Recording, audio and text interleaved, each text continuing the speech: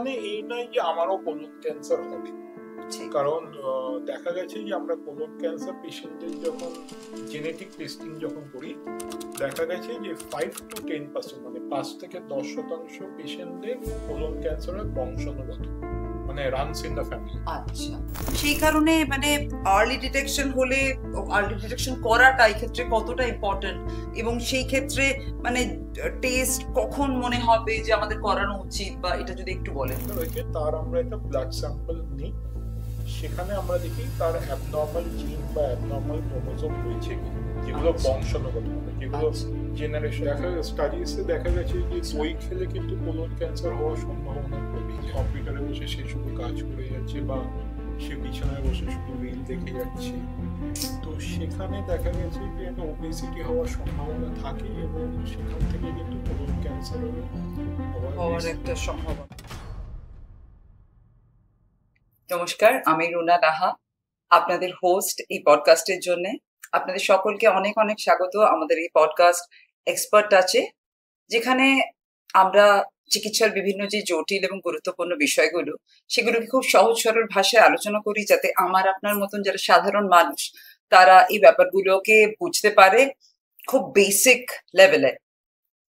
আজকে সেরকমই একটা বিষয় নিয়ে আমরা আলোচনা করব, যেটা নিয়ে আলোচনা হওয়ার খুব বেশি দরকার, কিন্তু সেটা নিয়ে সচেতনতা কম আছে, তার কারণ আলোচনা কম আছে। বিষয়টির নাম কোলোরেক্টাল ক্যান্সার বা কোলন ক্যান্সার, বা যেটাকে আমরা বাংলায় সহজ কথায় বলে থাকি মলদ্বারের যে ক্যান্সারটি হয়। আপনারা কি জানেন যে রিসেন্টলি এই ক্যান্সারের হার কিন্তু ভারতবর্ষে অনেক বেশি বেড়ে গেছে, কিন্তু সেই তুলনায় যে তুলনায় ক্যান্সারটির বৃদ্ধি ঘটছে, সেই তুলনায় সচেতনতা অনেকটাই কম। আর ঠিক যাতে আমরা এটা নিয়ে আরো বেশি আলোচনা করি, সহজ সরল ভাবে কথা বলি এবং ব্যাপারটাকে অনেক ভালো করে বুঝতে পারি, সেই কারণে আমরা ভীষণ ভীষণ কৃতজ্ঞ আমাদের আজকের গেস্ট ডক্টর, একজন প্রসিদ্ধ অনকোলজিস্ট অ্যাপোলো কলকাতা হসপিটাল থেকে, ডক্টর সন্দীপ গাঙ্গুলি। ডক্টর, অনেক অনেক স্বাগত আপনাকে। নমস্কার, ধন্যবাদ। আজকে আমরা একটা ইম্পর্টেন্ট টপিক নিয়ে আলোচনা করব, কোলোরেক্টাল ক্যান্সার, যেটা আইডিয়ালি বলা হয়েছিল কিছু বছর আগে যে ওয়েস্টার্ন ওয়ার্ল্ডে বেশি কমন হয়, কিন্তু ভারতীয়দের মধ্যে কম হয়। কিন্তু আজকের দিনে ভারতীয়দের মধ্যেও তার ইনসিডেন্স বাড়ছে। তো এবং এটা নিয়ে আজকে আমরা আলোচনা করব। ডক্টর, প্রথমেই একটা খুব বেসিক একটা প্রশ্ন থেকে শুরু করছি, মানে যারা আমরা কিচ্ছু জানি না সাধারণ মানুষ, যে কোলোরেক্টাল ক্যান্সারটা কি, এটা কোথায় হয়, মানে যদি একটু খুব সাধারণ ভাবে একটু বলেন। তো আমরা যখন খাই, তো আমরা মুখ দিয়ে পেটে যায়, সেটা হচ্ছে একটা ইসোফেগাসের থ্রুতে বা খাদ্যনালীর থ্রুতে, ঠিক, এবং পেট থেকে যায় স্মল ইন্টেস্টাইন, যেখানে খাবারের যে নিউট্রিয়েন্টস গুলো সেগুলো শুষে নেওয়া হয়, তারপর যায় লার্জ ইন্টেস্টাইন বা কোলনে, এবং সেখান থেকে আরো জল, মানে খাবারের মধ্যে যে জলীয়, যে কারণ স্টমাক বা প্যানক্রিয়াস থেকে অনেক কিছু অ্যাসিড বেরোয়, সেগুলো হেল্প করে ডাইজেশনের জন্য। এবার সেগুলো কোলনে গিয়ে অ্যাবজর্ব হতে থাকে বা কোলন এগুলোকে শুষে নেয়, এবং সেখান থেকেই আমাদের পায়খানা বা মল তৈরি হয়, এবং সেই কোলন থেকে যায় রেকটামে, এবং রেকটাম থেকে তারপর অ্যানাসে গিয়ে একজন মলদার, মানে মল পাস করে। তো এই কোলন এবং রেকটাম, যেখানে এই খাবারের এই অ্যাসিড গুলো শুষে যাচ্ছে বা আমাদের স্পুল ফর্ম হচ্ছে, সেই জায়গাটাকে বলা হয় কোলোরেক্টাল বা কোলন আর রেকটাম, মানে বৃহদন্তের যেটা শেষ। ইয়েস, লার্জ ইন্টেস্টাইনের শেষটাকে বলা হয় রেকটাম। আচ্ছা, আর লার্জ ইন্টেস্টাইনটাকে বলা হয় কোলন। আচ্ছা ডক্টর, প্রথমেই আমার যেটা মনে হচ্ছে যে আজকালকার জেনারেশন বা আজকালকার পৃথিবী যেরকম ফাস্ট মুভিং, সেখানে সেডেন্টারি লাইফস্টাইল অনেক বেড়েছে, এক্সারসাইজ কমেছে, আর যেটা বেড়েছে একটা random use of fast food. মানে আমরা না ভেবে চিনতে দুম করে, আগে যেমন বাড়ির খাবারটাই বেশি খাওয়া হতো, কিন্তু এখন এই যে ফোনে সব অ্যাপ রয়েছে এবং লোভনীয় খাবার, আমি আমার বাড়ির বাচ্চাকে কি দোষ দেবো, আমার নিজেরও মনে হয় একটু কখনো খেয়ে ফেলি, এবং র্যান্ডামলি কিন্তু আমরা খেয়ে ফেলিও। এই যে একটা লাইফস্টাইলের একটা জেনারেশনাল চেঞ্জ, এটা কি ব্যাপারটাকে ইম্প্যাক্ট করেছে, এই যে ক্যান্সারের হারটা বেড়েছে, বা এটাকে কিভাবে ইম্প্যাক্ট করেছে যদি একটু বলেন প্লিজ। কোলন কোলন ক্যান্সার হচ্ছে এমন একটা ক্যান্সার যেখানে দেখা গেছে যে লাইফস্টাইল মডিফিকেশন খুব একটা ইম্পর্টেন্ট রোল প্লে করে কোলন ক্যান্সারটা হওয়ার। আগে ওয়েস্টার্ন কান্ট্রিজে কেন হতো, কারণ দেখা গেছিল যে ওয়েস্টার্ন কান্ট্রিজের লোকেরা বেশি ফ্যাট খায়। ঠিক।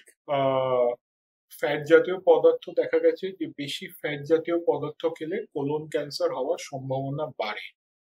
তো এখন ওরা হয়তো ডায়েটারি ইন্টারভেনশন করে ওরা ইমপ্রুভ করছে, কিন্তু আজকের দিনে দাঁড়িয়ে আমরা এই যে ফাস্ট ফুড বা জাঙ্ক ফুড যে খাচ্ছি, যে ডাবল চিজ বার্গার বা পিৎজা, ওই এগুলোর জন্য বা এই যে বেশি রেড মিট খাওয়া, রাইট, তো এই ডায়েটারি আমাদের যে হ্যাবিটস যে চেঞ্জ হয়েছে তার জন্য একটা কোলন ক্যান্সার হওয়ার সম্ভাবনা বাড়ে। আচ্ছা। এবং আরেকটা জিনিস হচ্ছে যে এক্সারসাইজ, কারণ দেখা গেছে যে obesity is also associated with colon cancer. আচ্ছা। মানে তো যদি কেউ যদি একটা সেডেন্টারি লাইফস্টাইল যদি লিড করে, মানে ধরুন কম্পিউটারে বসে সে শুধু কাজ করে যাচ্ছে বা সে বিছানায় বসে শুধু রিল দেখে যাচ্ছে, তো সেখানে দেখা গেছে যে একটা ওবেসিটি হওয়ার সম্ভাবনা থাকে এবং সেখান থেকে কিন্তু কোলন ক্যান্সারেরও হওয়ার একটা সম্ভাবনা। ইয়েস। এটা শুনেই আমার না মনে হচ্ছে যে বিভিন্ন জায়গায় আমরা যখন দেখি, যখন লোকে এক্সারসাইজ কম করে তখন তাদের মনে হয় যে এক্সারসাইজ করবো না, একটু সময় বাঁচিয়ে বিভিন্ন রকম ডায়েট করি। আর এখন না সেজন্য বিভিন্ন diet with fancy names are very much into play. যেমন একজন আমাকে সেদিনকে বললো যে আমি কেটো ডায়েট করছি, এবং এই কেটো ডায়েটটা করার ফলে যেটা হচ্ছে আমার কিন্তু একটা কনস্টিপেশন হচ্ছে রোজ। তো এবার আমি বললাম I am not the right person to enlighten you, but প্রশ্নটা আমার মাথায় থেকে গেছে। তো ডক্টর, এই কিটো ডায়েট যেটাকে বলা হয়, কেউ কেটো বলে কেউ কিটো বলে, এইটাতে কি সত্যি কনস্টিপেশন হয় এবং তার জন্য কি এই রোগটার একটা চান্সেস, এই কোলন ক্যান্সারের চান্সেস বেড়ে যায়? হ্যাঁ, কারণ কিটো ডায়েটে ফাইবারের কন্টেন্টটা কম থাকে। আচ্ছা। এবার ফাইবার কি করে, ফাইবার আমাদের দেখা গেছে যখন আমরা বেশি শাকসবজি খাচ্ছি বা সবাই লক্ষ্যই করতে পারে যে কেউ যদি বেশি শাকসবজি খেয়েছে তার পরের দিন কিন্তু তার বাওয়েল মুভমেন্টস বা পায়খানাটা খুব স্মুথলি অনেক ইজিলি হয়ে যায়। তো যেহেতু এটা লেস ফাইবার কন্টেন্ট রয়েছে, তো তার একটা কনস্টিপেশন হওয়ার সম্ভাবনা বেড়ে যায়। এবং দেখা গেছে যে এটা ক্রনিক কনস্টিপেশনও কিন্তু পরবর্তীকালে কোলন ক্যান্সার হওয়ার সম্ভাবনা বাড়ে। তো এখানে ডায়েট হচ্ছে একটা নো ডাউট একটা ইম্পর্টেন্ট জিনিস, হাই ফাইবার ডায়েট। তারপর আরেকটা জিনিস হচ্ছে যে দই। স্টাডিজে দেখা গেছে যে দই খেলে কিন্তু কোলন ক্যান্সার হওয়ার সম্ভাবনা কমে যায়, কারণ আমাদের শরীরে কিছু ব্যাকটেরিয়া আছে, আচ্ছা, মানে ওটার মধ্যে প্রোবায়োটিক্স। এবার আমাদের দইয়ের মধ্যে প্রোবায়োটিক্স এর সংখ্যা খুব বেশি বলে, এবং এটা স্টাডিও দেখা গেছে যে যারা বেশি দিন দই খাচ্ছে বা অনেকদিন ধরে দই খাচ্ছে রেগুলারলি, টক দই, মিষ্টি দই না, ঠিক, এবং তাদেরকে যখন ফলো আপ করা হয়েছে দেখা গেছে যে তাদের মধ্যে কোলন ক্যান্সার হওয়ার সম্ভাবনা কমে যাচ্ছে। আচ্ছা আচ্ছা, বুঝতে পেরেছি। আর তাহলে প্রথমেই একটা জিনিস মনে রাখবেন, এই মিষ্টি দই না, দই ডক্টর বললেন আপনাদের কিন্তু টক দই খেতে হবে, এবং সব থেকে ভালো হয় ঘরে পাতা দই খেলে, তাই তো ডক্টর? কারণ ওটাতে প্রোবায়োটিক মনে হয় সব থেকে বেশি থাকে। এবার আরেকটা যেটা আমার এটার সঙ্গে সঙ্গে খুব বেশি করে মনে হচ্ছে যে লোকের না, আমাদের মানুষের মধ্যে একটা ধারণা আছে যে যে কোনো জিনিসে আমরা টেস্ট করাতে ভয় পাই, যে একটা টেস্ট করালাম আবার তার কি রেজাল্ট বেরোলো, কি করতে হবে। বাট আমি যে কোনো, এটা সাধারণ মানুষের একটা বুদ্ধি থেকে জিজ্ঞেস করছি ডক্টর, যে যে কোনো জিনিস যদি তাড়াতাড়ি ডিটেক্ট হয় তাহলে তার তাড়াতাড়ি চিকিৎসাও শুরু হয়। সেই কারণে মানে আর্লি ডিটেকশন করাটা এই ক্ষেত্রে কতটা ইম্পর্টেন্ট, এবং সেই ক্ষেত্রে মানে টেস্ট কখন মনে হবে যে আমাদের করানো উচিত, বা এটা যদি একটু বলেন। কোলন ক্যান্সার হচ্ছে এক ধরনের ক্যান্সার যেটা আমরা স্ক্রিনিং এর মাধ্যমে কিন্তু ধরতে পারি। আচ্ছা, স্ক্রিনিং কি? স্ক্রিনিং হচ্ছে কিছু টেস্ট বা পদ্ধতি যেখানে আমরা এসিমটোম্যাটিক, মানে যার কোনো উপসর্গ নেই, তাকে টেস্ট করছি যে তার শরীরের ভিতরে ক্যান্সার শুরু হয়েছে কি শুরু হয়নি, তো বোঝার জন্য। আচ্ছা। তো আগে ছিল একটা কোলোনোস্কোপি, যেটা আমরা 10 বছর অন্তর অন্তর করতাম। যে কোনো মানুষের ধরুন 45 বা 50 বছর ঊর্ধ্বে এটা অ্যাডভাইস যে প্রত্যেক 10 বছর অন্তর অন্তর একটা সিম্পল একটা কোলোনোস্কোপি করা। এবং এখন একটা নতুন টেস্টও এসছে যেখানে আমরা ফিকাল ডিএনএ টেস্টিং, আচ্ছা, সেখানে হচ্ছে আমরা মানুষের যে পায়খানা যেটা হচ্ছে সেটা আমরা কালেক্ট করে পরীক্ষা করছি যে ওখানে কোনো অ্যাবনর্মাল ডিএনএ আছে কিনা, প্লাস ব্লাডও রয়েছে কিনা। যদি অ্যাবনর্মাল ডিএনএ যদি থাকে, তো সেটাও এটা কিন্তু কোলন ক্যান্সার একটা সিগন্যাল হতে পারে, ওয়ার্নিং সাইন। আর এই টেস্টটা আমরা প্রত্যেক 3 বছর অন্তর অন্তর, ইট ইজ রেকমেন্ডেড, যে সিম্পল একটা টেস্ট, যে একদিনের পায়খানা মানে 1 এপিসোড সেটা কালেক্ট করে দেবে, স্যাম্পলটা দেবে, এবং সেখানে ওরা দেখবে যে কোনো অ্যাবনর্মাল ডিএনএ আছে কিনা। সিম্পল টেস্ট, কিছু just to remain on safe side, একটা ফ্রিকোয়েন্টলি না করলেও 2-3 বছরের একটা স্ক্রিনিং অন্তর অন্তর ইট ইজ রেকমেন্ডেড। আর কোলোনোস্কোপ প্রত্যেক 10 বছর অন্তর। আচ্ছা আচ্ছা ডক্টর, এইবার আমি আপনাকে জিজ্ঞেস করতে চাই যে অনেক সময় হয় যে এরকম যদি কেউ লক্ষ্য করে যে তার যে সে যখন তার আফটার সে স্টুল পাস করলো এবং সে দেখলো যে আগে তার যেগুলো ছিল না হঠাৎ করে নতুন করে শুরু হয়েছে, হয়তো যে স্টুলের কালারটা সেটার একটা চেঞ্জ হয়েছে, বা টেক্সচার কিছুতে একটা চেঞ্জ হয়েছে, বা প্যাটার্ন যেটা সেটার একটা চেঞ্জ হয়েছে, যেটা কিন্তু রেগুলার নয়, হঠাৎ করে শুরু হয়েছে। সেই ক্ষেত্রে মানে আমি জানতে চাই, কারোর হয়তো ডায়রিয়া হলো, কারোর হয়তো কনস্টিপেশন হলো, আগের মতন তার রেগুলার স্টুলটা আর হচ্ছে না, সেইখানে কি এটাকে একটা কনসিডার করা উচিত একটা ওয়ার্নিং সাইন হিসেবে? কারণ কোলন ক্যান্সারের একটা ফার্স্ট উপসর্গ হচ্ছে change in the Baul habits, মানে মানুষের যে রেগুলার যে পায়খানা করার যে হ্যাবিট যেটা আছে সেটার মধ্যে কোনো পরিবর্তন। ওকে, মানে কারো ধরুন হঠাৎ করে একটা কনস্টিপেশন হয়ে গেল, বা কিছুদিন কনস্টিপেশন হচ্ছে, আবার কিছুদিন ডায়রিয়া, আবার কনস্টিপেশন। তো এই চেঞ্জ, এই যে পরিবর্তন, এটা কিন্তু কোলন ক্যান্সারের একটা লক্ষণ। আরো কিছু লক্ষণ আছে, মানে ধরুন কারো পেট ব্যথা হচ্ছে, বা আরেকটা মানে স্বাভাবিক মলের প্রকৃতির যখনই পরিবর্তন হয়, সেটা ডায়রিয়া হতে পারে, আবার কনস্টিপেশন হতে পারে। মানে সেটা ধরুন কারো কেউ ধরুন 2বার করে পায়খানা করছে, তার হঠাৎ করে একটা কনস্টিপেশন হয়ে গেল, রাইট, বা কনস্টিপেশন হলো কিছুদিন, তারপর হঠাৎ করে আবার 3-4 দিন ডায়রিয়া হচ্ছে। তো এগুলো কিন্তু এই যে মল পাস করার যে পরিবর্তন, এটাও কিন্তু একটা কোলন ক্যান্সারের সম্ভাবনা হতে পারে। এবং আরেকটা জিনিস হচ্ছে, অনেক মানুষ হয়তো এটা দুর্বল রয়েছে, মানে দেখা গেছে তার রক্তে হেমোগ্লোবিন লো, মানে অ্যানিমিয়া, অনেক টেস্ট হচ্ছে, আয়রন ট্যাবলেট খাচ্ছে, কিন্তু অনেক সময় কি হয়, কোলন ক্যান্সার খুব সাইলেন্টলি ব্লিড করে, এবং সেখান থেকে মল দিয়ে পায়খানা হয়তো রক্ত লস হচ্ছে, তার জন্য কিন্তু একটা অ্যানিমিয়া ধরা, মানে তার জন্য অ্যানিমিয়া হচ্ছে। মানে অনেকজন মানুষের দেখা গেছে যে অ্যানিমিয়া নিয়ে সে ডাক্তারের কাছে গেছে, অনেকদিন ধরে সেই চিকিৎসা করলো, কিন্তু অ্যানিমিয়াটা কারেক্ট হচ্ছে না। But it came out on some different way. Yeah, it came out যে তখন তাকে একটা কোলোনোস্কোপি করে দেখা গেল যে তার ভেতরে একটা কোলনে একটা টিউমার হচ্ছে। তো একটা আনএক্সপ্লেইনড অ্যানিমিয়া, এই যে বাউল হ্যাবিটস এর পরিবর্তন, তার সঙ্গে পেট ব্যথা, ওজন কমে যাওয়া, এগুলো কিন্তু কোলন ক্যান্সারের সাইন্স। এবং এগুলো দেখলেই তখনই আপনি যেটা বললেন স্ক্রিনিং বা যে কিছু, তখন ডাক্তারের সঙ্গে যোগাযোগ করা উচিত, ডাক্তার সেই মতো তারপর টেস্ট গাইড করবেন যে কিভাবে কি করতে হবে।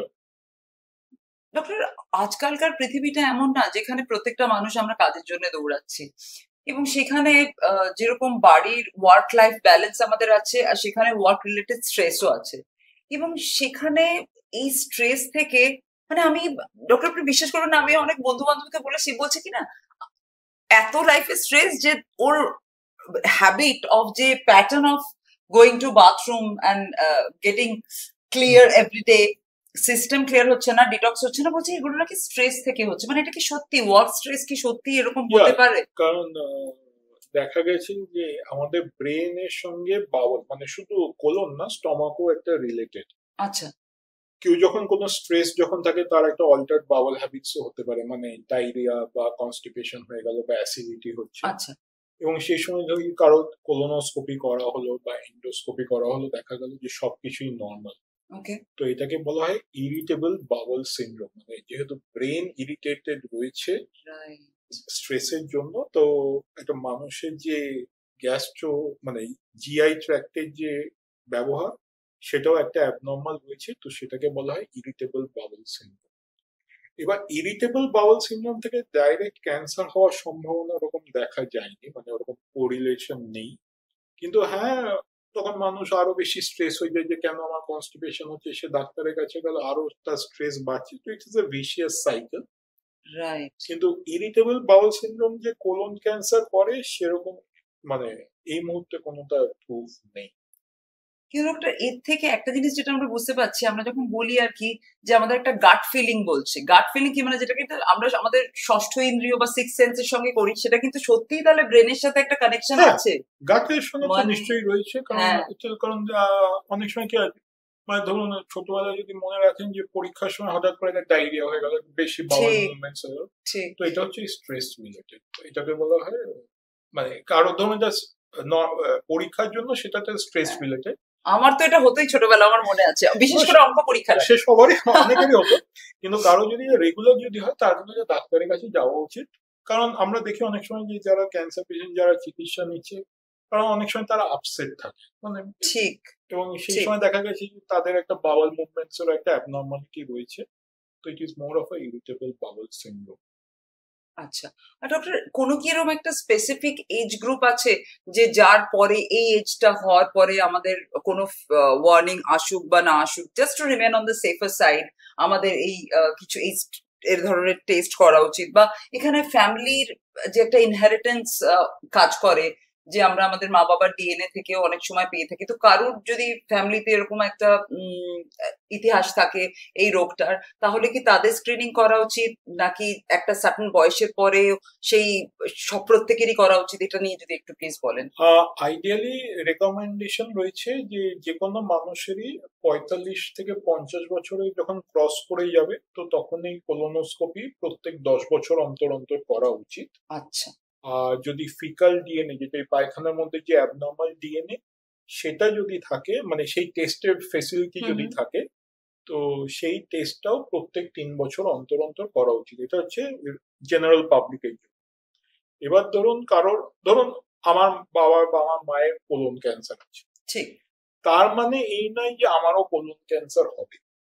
কারণ দেখা গেছে যে আমরা কোলন ক্যান্সার পেশেন্টদের যখন জেনেটিক টেস্টিং যখন করি, দেখা গেছে যে 5 to 10%, মানে 5 থেকে 10% পেশেন্টদের কোলন ক্যান্সার হয় বংশানুগত, মানে রানস ইন দ্য ফ্যামিলি। আচ্ছা, তো এবার কি হয়, এবার যে পেশেন্ট মানে যে যার কোলন ক্যান্সার হয়েছে, তার আমরা একটা ব্লাড স্যাম্পল নিই, সেখানে আমরা দেখি তার অ্যাবনর্মাল জিন বা অ্যাবনর্মাল ক্রোমোজোম রয়েছে কিনা, যেগুলো বংশানুগত, মানে যেগুলো জেনারেশন টু জেনারেশন পাস হয়। এবার যদি অ্যাবনর্মাল জিনটা যদি থাকে, তো তার ভাই বোন বা তার ছেলে মেয়েদের উপর আমরা সেই ব্লাড টেস্টটা করি, যে দেখি যে তারা ওই জিনটা পেয়েছে কি পায়নি। যদি পায়নি, তো তাদের রিস্ক ইজ অ্যাজ মানে জেনারেল পপুলেশনের মতোই থাকবে, তো তাদেরকে আমরা ওই 45 থেকে 50 বছরে পাঠিয়ে দিই। কিন্তু যাদের রিস্ক আছে, তো তাদেরকে আমরা এটা রেগুলার কোলোনোস্কোপি করাই, মানে প্রত্যেক বছর অন্তর অন্তর।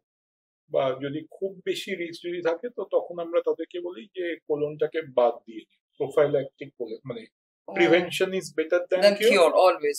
তো সেখানে আমরা বলি যে আপনি কোলনটাকে বাদ দিয়ে দিন। তো কিন্তু এই পপুলেশন হচ্ছে 5 to 10%, সবার যে হয় জন্য অ্যাপ্লিকেবল এটা নয়।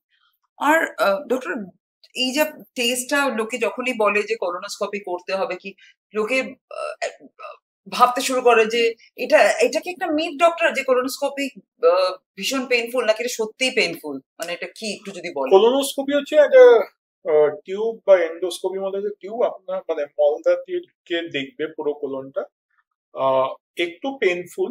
কিন্তু এখন কোলোনোস্কোপি যেটা হয়েছে যে লোকাল অ্যানাস্থেশিয়া না, আমরা সেডেশন দিয়েও কোলোনোস্কোপি করাই, এবং সেখানে সেডেশন যখন দেওয়া হয় তখন বেশি ব্যথা যন্ত্রণা হয় না।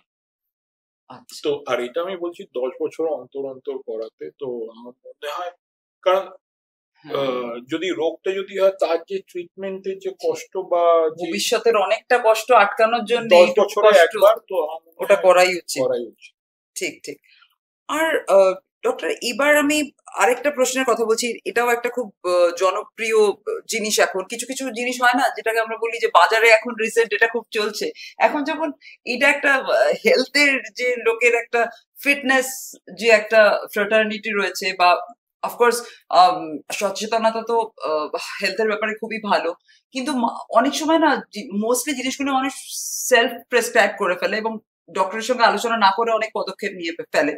যেমন সেখানে কেউ হয়তো বলেছে, ডক্টর হয়তো বলেছে যে রেগুলার ডিটক্স করলে সিস্টেমটা ভালো থাকে। তো আমি সেদিনকে একটা শুনলাম, বলছে একজন আমাকে বলছে যে is it okay to do this juice cleansing to detox my to detox my whole system? তো আর এটা নাকি ওকে যে আর কি সাজেস্ট করেছে, আমি সবার আগে বললাম যে তোমাকে কে বলেছে, ঠিক এমন একজন কেউ এই কথাটা তোমায় বলেছে যে আর কি who has gotten this sound knowledge? মানে এই যে juice cleanse to detox my colon, এটা কি মানে কিভাবে কাজ, কি সত্যি হয়, মানে কি হয় ব্যাপারটা যদি একটু বলেন doctor. This are all myths, কারণ বাড়িতে বসে সোশ্যাল মিডিয়াতে আমি কিছু লিখে দিলাম এবং সেটা হয়ে গেল ভাইরাল।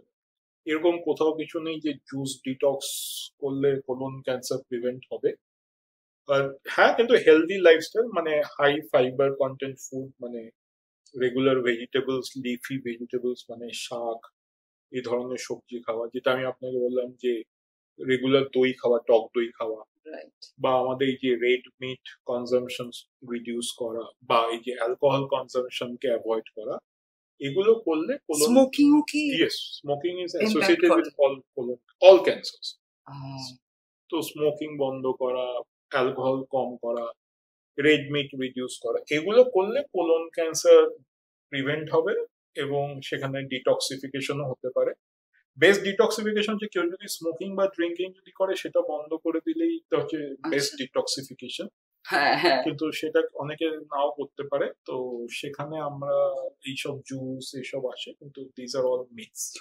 বরঞ্চ জুস না খেয়ে যদি উইথ ফাইবার খাওয়া যায় সেটা বরঞ্চ সিস্টেমের জন্য অনেক বেটার। মানে কেউ যদি কলা খাচ্ছে রেগুলার, তো দ্যাট ইজ হেল্পফুল। রাইট। বা কেউ ধরুন মানে ফলটা চিবিয়ে খাচ্ছে, সেখানে কারণ সে জুসও পাচ্ছে এবং তার সঙ্গে ফলের যে ফাইবার থাকে সেটাও সে কিন্তু পাচ্ছে, এবং সেটা কিন্তু হেল্পফুল রাদার দ্যান শুধু এই জুসটা খাওয়া। ঠিক। এই সুতরাং না আপনারা, আমি আপনাদের বলছি, এই ইনফ্লুয়েন্সারদের কথা শুনবেন না, ডক্টরের কাছে যান। তারা একটা পড়াশোনা করে দীর্ঘদিন ধরে এই প্রফেশনে রয়েছেন এবং এই সোশ্যাল মিডিয়ার জ্ঞান কিন্তু ভীষণ মারাত্মক। সেখান থেকে হাফ বেক নলেজ আমরা পাই এবং জানতে পারি না যে উৎস থেকে এই ইনফরমেশন গুলো আসছে সেটার কতটা ক্রেডেন্সিয়াল আছে। সেজন্য আমার এটা একটা খুব আপনাদের কাছে অনুরোধ যে যখন যা কিছু নতুন লাইফে ইনকর্পোরেট করছেন সেগুলো প্লিজ প্লিজ একজন হেলথ প্রফেশনাল যারা সত্যি এই বিষয়টা জানেন তাদের সঙ্গে কথা বলে তারপরে যে কোনো পদক্ষেপ আপনারা গ্রহণ করুন। ডক্টর, এবার আপনাকে একটা কথা জিজ্ঞেস করছি, ধরুন কেউ ডায়াগনোস হলো, মানে আনফরচুনেটলি, যে তার কোলন ক্যান্সার হয়েছে, এবার সেখানে ডক্টর ট্রিটমেন্টের অপশন কি কি আছে? মানে শুধু কি কেমোই করতে হয় নাকি স্টেজ ওয়াইজ ট্রিটমেন্ট হয়, কি ব্যাপারটা? কেউ ধরুন কোলোনোস্কোপিতে ধরা পড়লো তার কোলন ক্যান্সার হয়েছে, আচ্ছা, বা তখন আমরা তাকে একটা ফুল বডি স্ক্যান করে দেখি যে রোগটা শুধু একটা জায়গায় রয়েছে না অন্যান্য জায়গায় ছড়িয়েছে। যদি রোগটা যদি শুধু একটা জায়গায় যদি থাকে, তো কোলনের ক্ষেত্রে আমরা আগে সার্জারি করি এবং সার্জারি করে দেখি সে কোন স্টেজে রয়েছে। তো স্টেজ 1-এ কোনো কিমোথেরাপি লাগে না, সার্জারি এনাফ, মানে কোনো কিমোথেরাপিও কিন্তু লাগছে না স্টেজ 1-এ। আচ্ছা। স্টেজ 2 মানে অ্যারাউন্ড কিছু পেশেন্টদের আমরা কিমোথেরাপি দিই, কিন্তু বাকি পেশেন্টদের কিন্তু আমরা তাকে অবজারভেশনও রেখে দিতে পারি, মানে কোন কিমোথেরাপি ছাড়া। স্টেজ 3-তে কিমোথেরাপি মাস্ট দরকার আফটার সার্জারি। স্টেজ 4 যখন দেখা গেছে যে রোগটা অন্যান্য জায়গায় ছড়িয়ে গেছে, তখন কিমোথেরাপি, টার্গেটেড থেরাপি, ইমিউনোথেরাপি হচ্ছে মেইন ট্রিটমেন্ট। সার্জারিটা তখন ব্যাক স্টেজে চলে আসে। আর রেকটাম ক্যান্সারে অনেক সময় কি করি, স্টেজ 2 বা 3-তে আমরা একটু রেডিয়েশনও দিই যাতে সার্জারি করাটা ইজি হয়ে যায়, তার সঙ্গে আমরা কিমোথেরাপিটাও দিই। কিন্তু স্টেজ 1 রেকটাল ক্যান্সার শুধু ওই টিউমারটাকে বাদ দিয়ে দিল, ব্যাস, কোনো কিমোথেরাপি বা রেডিয়েশন প্রয়োজন হয় না। তো এটা মানে পেশেন্টদের কি ট্রিটমেন্ট হবে সেটা ডাক্তার ডিসাইড করে, পেশেন্ট কোন স্টেজে আছে সেই ভিত্তিতে মানে এগুলো ডিপেন্ড করে। এবং এটা ভাবা ভুল যে কিমোথেরাপি সব পেশেন্টের লাগবে, এটা খুবই ভাবা ভুল। কিন্তু কেউ যদি বলে লোকালাইজ কোলন ক্যান্সার, তাকে কিন্তু আইডিয়ালি সার্জারি করতেই হবে, কারণ সার্জারি করলে আমরা রোগটাকে নির্মূল করতে পারি, কিমোথেরাপি দিয়ে কিন্তু সেই রোগটাকে আমরা নির্মূল করতে পারি না। আচ্ছা, ধরুন কারোর একবার ক্যান্সার হলো এবং তারপরে তার যে সমস্ত ট্রিটমেন্ট সে করলো এবং তারপরে তাকে সুস্থ হয়ে গেল, আর্লি স্টেজে ধরা পড়েছিল সবকিছু, এটা কি রেকার করতে পারে? আবার কি রোগটা ফিরে আসতে পারে ডক্টর? হ্যাঁ, কারণ বলা আছে যে ক্যান্সার সেলস যে শুধু ওই জায়গাটাতে রয়েছে তা না, ক্যান্সার সেলস আমাদের রক্ত সঞ্চালনের রাস্তাতেও থাকে, মানে ব্লাড সার্কুলেশন। আচ্ছা। এবং সেগুলো কিছু জায়গায় বোন ম্যারোতে কিছু ডিপ জায়গায় থাকে, সেগুলোকে বলা হয় ক্যান্সার স্টেম সেলস, যেখান থেকে ক্যান্সারটা শুরু হয়েছিল। আচ্ছা। তো এবার আমরা যখন কিমোথেরাপি দিয়েছি বা যাই করেছি, হয়তো আমরা স্ক্যানে দেখছি নর্মাল, কিন্তু রক্ত সঞ্চালনের রাস্তায় সেই সেলস গুলো থাকলে আবার ভবিষ্যতে রোগ ফেরত আসার সম্ভাবনা থাকে। এবার ডিপেন্ড হচ্ছে, মানে স্টেজ 1-এ তার রোগ ফেরত আসার সম্ভাবনা হয়তো 5%, সেই জন্য হয়তো আমরা তাকে কিমোথেরাপি দিই না 5 বছরে। বা স্টেজ 2-তে হয়ে যায় অ্যারাউন্ড 20% মতো, আর স্টেজ 3-তে 30-40% লোক 30-40% রোগ ফেরত আসতে পারে।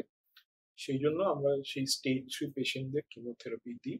ওই জন্যই বলা হয় যে রেগুলার ফলো আপে থাকতে, অ্যাটলিস্ট ফর 5 ইয়ার্স। 5 ইয়ার্সের পর বছরে একবার করে ফলো আপটা করা উচিত। মানে ট্রিটমেন্ট হয়ে গেল, ডাক্তার প্রথমে বললো যে আপনি মধ্যে কোনো রোগ নেই, আর এলেন না, তো সেটা করবেন না। ডাক্তারের পরামর্শ শোনা উচিত এবং রেগুলার ফলো আপে থাকা উচিত, অ্যাটলিস্ট ফর 5 ইয়ার্স। ডক্টর, আমরা সবাই জানি যে prevention is always better than cure. তো সেই ক্ষেত্রে কি কি জীবনশৈলীতে পরিবর্তন বা লাইফস্টাইল চেঞ্জেস কি করলে এই ব্যাপারটা কোলন ক্যান্সার থেকে আমরা সবসময় দূরেই থাকতে পারবো, সেই নিয়ে যদি আমাদের একটু গাইড করেন প্লিজ। যেমনি আমি আপনাকে বললাম যে কোলন ক্যান্সার হচ্ছে এক ধরনের ক্যান্সার যেটা অনেকটা লাইফস্টাইল এবং ডায়েটারির উপর ডিপেন্ড করে। ঠিক। তো যদি আমরা অ্যালকোহল বা স্মোকিং যদি বর্জন করি, অবভিয়াসলি কোলন ক্যান্সার হওয়ার সম্ভাবনা কমে যায়। আমাদের ডায়েট যদি আমরা ইমপ্রুভ করি, মানে হাই ফাইবার ডায়েট বা লিফি ভেজিটেবলস, মানে শাকসবজি বেশি খাই, সেখানেও কমে যায়। বা এই যে রেড মিট বা বেশি ফ্যাট জাতীয় পদার্থ যদি আমরা কনজিউম বন্ধ করি, তো সেখানেও কিন্তু কোলন ক্যান্সার হওয়ার সম্ভাবনা কমে যায়। আর আরেকটা হচ্ছে যে ডায়েটের পর আছে এক্সারসাইজ, কারণ দেখা গেছে যে মোটা হলে কোলন ক্যান্সার হওয়ার সম্ভাবনা বাড়ে। মানে ওবেসিটি থেকে তো অনেক রোগী বাড়ে, সেটাও একটা। মানে শুধু হার্টের ডিজিজ বা সুগার না, রেগুলার ফিজিক্যাল এক্সারসাইজ করলেও কিন্তু কোলন ক্যান্সার হওয়ার সম্ভাবনা কমে যায়। তো এগুলো করলে কোলন ক্যান্সার প্রিভেন্ট হতে পারে। হ্যাঁ, এগুলো নট ফুল, মানে 100% সাকসেস দেয় না, কিন্তু অবভিয়াসলি এগুলো করা উচিত। কারণ আমরা দেখেছি অনেক সময় যে যারা থিন, মানে যারা খুবই পাতলা বিল্ড, মানে থিন বিল্ড, বা যারা হাই ফাইবার ভেজিটেবলস রেগুলারলি খাচ্ছে, তাদেরও হয়েছে। কিছু ক্ষেত্রে তো আমরা চেঞ্জ করতে পারবো না, কিন্তু এগুলো দেখা গেছে যে নো ডাউট রিস্ক রিডিউস হয়। আচ্ছা ডক্টর, আমার না একটা সেদিনকে আমার এক বন্ধুর সঙ্গে কথা হচ্ছিল, সে আমাকে বলছে যে রুনা, আমি না লাস্ট 3 দিনে 4 বার মোমো খেয়েছি, আর আমি না এত কাজে বিজি, জিমে যাওয়ারও সময় পাইনি। মানে কি করি বলতো, আমার কনস্টিপেশন হচ্ছে। আমার তখন এই কথাটা শুনলাম, তারপরে এই বাড়িতে এসে যখন এটা নিয়ে পড়াশোনা করছিলাম, তখন আমি ভাবলাম যে এটা একটা আমি কোয়েশ্চেনের মধ্যে অবশ্যই ডক্টরকে জিজ্ঞেস করব। কেউ যদি জাঙ্ক ফুড খেয়ে চলে, আপনি যেটা বারে বারে বলছেন, এবং এক্সারসাইজ না করে, তাহলে সত্যি তার কিন্তু অন্যান্য রোগের সাথে সাথে এই রোগটা হওয়ারও চান্স অনেকটাই আছে। কারণ মোমো হচ্ছে কি, মোমোতে কোনো ফাইবার নেই না, এটা ময়দা দিয়ে একটা সেদ্ধ জিনিস, যার মধ্যে কোনো ফাইবার নেই। তো সেগুলো খাওয়াও মানে হার্মফুল। মানে একদিন খেলে কোনো ক্ষতি নেই, কিন্তু যদি রেগুলার হতে থাকে, কেউ যদি রেগুলার খেতে থাকে, তো অবভিয়াসলি ডায়েটারি, শুধু কোলন ক্যান্সার, তার অ্যাসিডিটি, গ্যাস্ট্রাইটিস হওয়ার সম্ভাবনা বেড়ে যাবে। তাই হেলদি নিউট্রিশিয়াস ডায়েট রেগুলারলি খাওয়া উচিত। ডক্টর, আমার পরবর্তী প্রশ্ন আপনার কাছে এটা হবে যে যখন মানুষ জানতে পারে যে তার এই রোগটা হয়েছে, তো সেখানে একটা ইমোশনালি সে অনেক এফেক্টেড হয়, রাইট? তো সেক্ষেত্রে তার পরিবারের কি ভূমিকা বা এরকম কি কোনো সাপোর্ট কিছু গ্রুপ আছে, বা সে যখন একবার জানতে পারলো যে তার এরকম হয়েছে, সেখানে তার কিভাবে নিজের, মানে সে তো নিজে একটা কষ্টে আছেই, তার সাথে তার পরিবারের লোকেরাও কষ্ট রয়েছে, চিন্তা করছে। আর শুধুমাত্র যে শারীরিক চিন্তা না, একটা আর্থিক সঙ্গতিরও ব্যাপার। তো সেই সব ব্যাপারগুলো একজন পেশেন্টকে মানসিকভাবে অনেক বিপর্যস্ত করে। সেই ক্ষেত্রে তার মেন্টাল হেলথ ঠিক রাখার জন্য কি করা উচিত? অবভিয়াসলি, কারণ মানে যে কোনো পেশেন্টের কাছে যখন এই ডায়াগনোসিসটা আসে ক্যান্সার, মানে শুধু কোলন ক্যান্সার না, যে কোনো ক্যান্সারই, তো তার প্রথম কোশ্চেন হচ্ছে যে ওয়াই মি, মানে আমি কেন। আর তার পরিবারের কাছে আসছে যে আমার পরিবারের লোক কেন। কারণ অবভিয়াসলি তার জীবনযাত্রার একটা জার্নিতে ওখানে একটা ব্রেক করছে, মানে ইটস এ ট্রানজিয়েন্ট ব্রেক, কিন্তু তার একটা ব্রেক হলো, কারণ ধাক্কা তো একটা বটেই। তো সেখানে মেইন জিনিস হচ্ছে যে কমিউনিকেশন হচ্ছে মোস্ট ইম্পর্টেন্ট। মানে ডাক্তারের উচিত মানে তার সব কোয়ারিজ গুলো রিজলভ করা, মানে ধৈর্যভাবে শোনা। এবং অনেক সোশ্যাল গ্রুপস আছে যারা কাউন্সিলিং করে, এমনকি সাইকো অঙ্কোলজিস্টও আছে যারা এইসব পেশেন্টদের কাউন্সিলিং করতে হেল্প করে।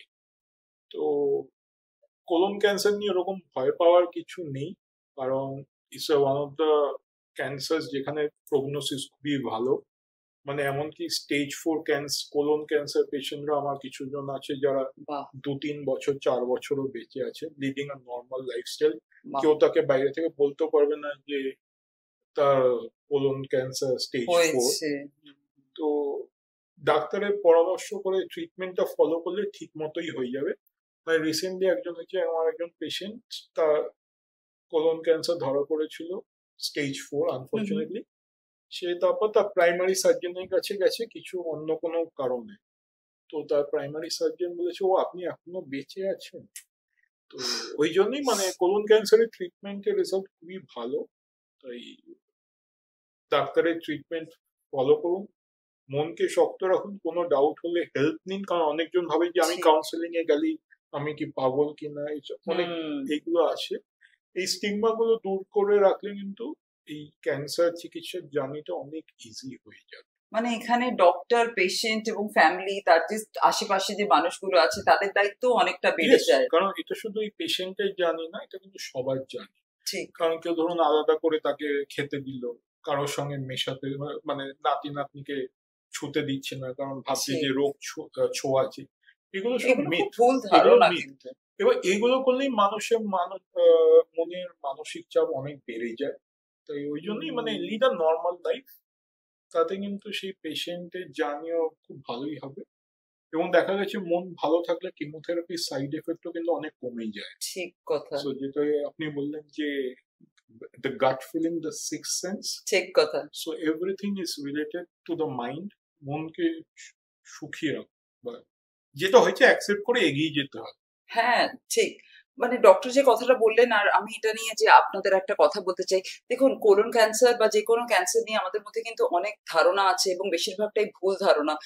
এটা কিন্তু ছোঁয়াচে রোগ নয়। সেজন্য বাড়িতে যদি কোনো দুর্ভাগ্যজনক ভাবে কারুর, কোনো একজন পরিবারের মেম্বারের এটা হয়, তো তাকে যদি আপনারা এক ঘরে করে দেন, বা এই যে উনি যেটা বললেন যে নাতি নাতিকে মিশতে দেওয়া হচ্ছে না, তো ঠাকুমা দাদুর এরম হয়েছে, বা মা বাবার বা যা কারুর, সেখানে সে কিন্তু পেশেন্টটা মানসিক ভাবেই কত ভেঙে পড়ে এটা ভেবে যে আমার কাছের লোকগুলোকে এই রোগটা আমার থেকে দূরে সরিয়ে দিয়েছে।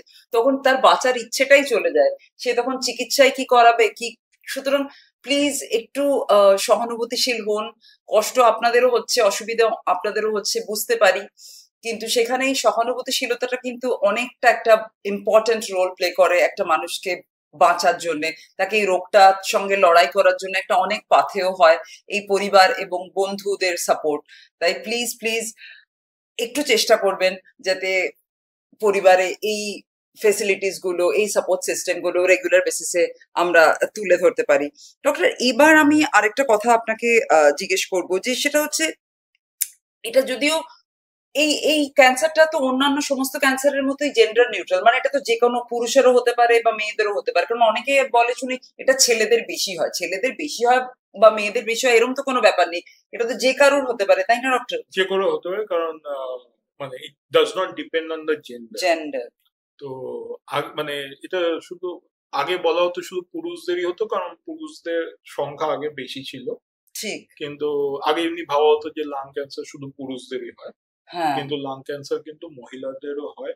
বা তো তেমনি কোলন ক্যান্সার যে শুধু পুরুষদেরই হবে সেটা খুবই ভাবা ভুল। কারণ এটাই মনে রাখতে হবে যে ধূম্রপান বা মদ্যপান কিন্তু শুধু পুরুষরা করছে তা না।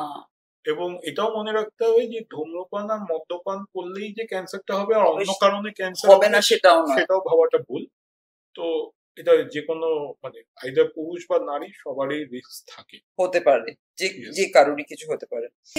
পুরো আলোচনাটা আজকে আপনাদের সঙ্গে করলাম এবং আমরা এত কিছু শিখলাম, জানলাম, বুঝলাম। একটা রোগ, মলদ্বারের যে ক্যান্সার, কোলন ক্যান্সার, সেটা কেন হয়, কি করে বোঝা যাবে যেটা হয়েছে, তার সাইন কি, হলে ট্রিটমেন্ট কি করতে হবে, এই ক্যান্সারটা যখন হলে কি ট্রিটমেন্ট করতে হবে, এবং এই ক্যান্সারটা যাতে না হয় সেগুলো না হওয়ার জন্য কি কি ভাবে আমাদের সচেতন হতে হবে। ডক্টর কিন্তু আমাদেরকে একদম বেসিক জায়গা থেকে খুব ভালোভাবে স্পষ্ট ভাষায় আমাদেরকে বুঝতে অনেক অনেক সাহায্য করেছেন। ডক্টর, আপনাকে অনেক ধন্যবাদ যে আপনি এই পুরো ব্যাপারটা, কারণ লোকে ক্যান্সার শুনলেই ভয় পায়, কি করবে বুঝতে পারে না। আর এখনো এটা কিন্তু সত্যি যে ডক্টর এই প্রফেশনটা আমাদের কাছে এখনো পূজনীয়, এবং আমরা ভাবি যে ওই জায়গাটাতে গেলেই আমরা সুস্থ হয়ে যাব। সেজন্যই উনি বললেন যে একজন ডক্টরের ভূমিকা খুব গুরুত্বপূর্ণ, পেশেন্টের কথা মন দিয়ে। আমার খুব ভালো লাগলো ডক্টর আপনি এই কথাটা বললেন বলে, যে এটা কিন্তু শুধুমাত্র প্রফেশনের সাথে সাথে আমরা সবসময় বলি এটা একটা নোবেল প্রফেশন, এবং যেখানে ডক্টররা সবসময় খেয়াল রাখেন যে পেশেন্ট কি বলছে তার প্রয়োজনটা বুঝে সেরকম করার জন্য। তো ডক্টর আপনাকে অনেক ধন্যবাদ পুরো পুরো পুরো ব্যাপারটাকে অনেক সহজ সরল ভাবে আমাদের সকলের কাছ থেকে বুঝিয়ে দেওয়ার জন্য। ডক্টর সন্দীপ গাঙ্গুলি, আপনাকে আরেকবার সকলের তরফ থেকে অনেক অনেক ধন্যবাদ জানাচ্ছি আমাদের ব্যাপারগুলোকে বুঝিয়ে দেওয়ার জন্য। আর এবার আমি যা চাচ্ছি আপনাদের কাছে আরেকটা কথা বলার জন্য, যে প্লিজ যদি কখনো কোনো ওয়ার্নিং সাইন দেখেন যেগুলো আমরা আলোচনা করলাম, সেগুলোকে প্লিজ ফেলে রাখবেন না। সচেতনতাই কিন্তু সুস্থ হওয়ার হাতিয়ার, এবং এই বিষয়টা নিয়ে যত আলোচনা হবে, যত কথা বলা হবে, তত কিন্তু লোকে জানতে পারবে।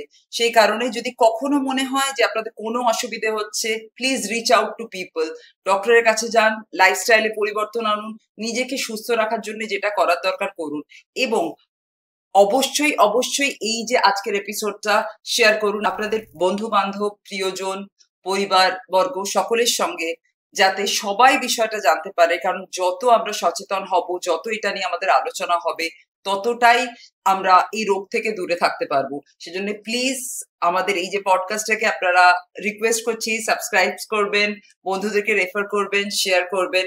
আমি ফিরে আসবো পরের দিন আবার আরেকটা টপিক নিয়ে, নতুন কোনো, যেটাতে আমি, আপনি, আমরা সবাই কিভাবে ভালো থাকতে পারি, সুস্থ থাকতে পারি, সেটার আলোচনা নিয়ে। ততক্ষণ পর্যন্ত ভালো থাকবেন, নিজের খেয়াল রাখবেন। নমস্কার।